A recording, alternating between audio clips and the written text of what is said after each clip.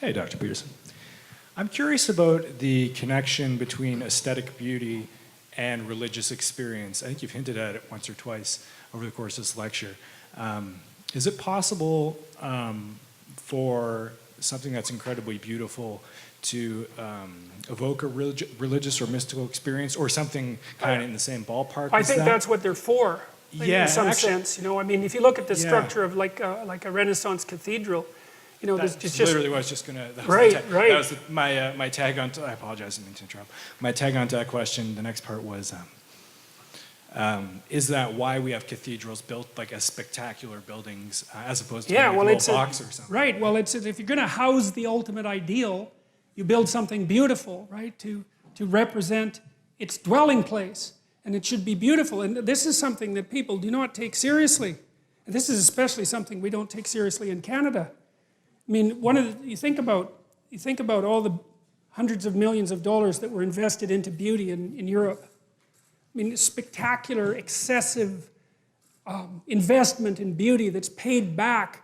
God only knows how many multiples of times. People make pilgrimages to Europe constantly because it's so beautiful that it staggers you. Beauty is so valuable, and we're so afraid of it. And I think we're afraid of it because it's a pathway. It's not the only pathway to the divine. I mean, there's pathways to the divine. Love is one of them, I suppose. But beauty, especially for people who have an affinity for beauty, it's like music. It's one of those things that you can't argue against, right? You can't even understand. It just hits you.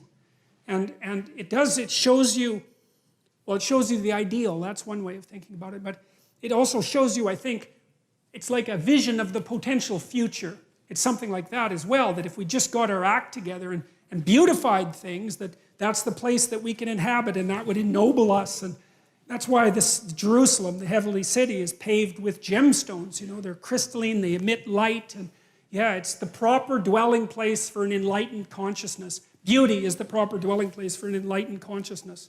And we ignore it at our spiritual and economic peril. It's obvious that beauty, there's almost nothing more valuable than beauty. Economically, practically, right? So, yeah. Why that is, I mean, I don't, it's very, who knows? You know, I mean, why we experience gemstones, for example, is beautiful. It's very mysterious, but there are deep reasons for it. So,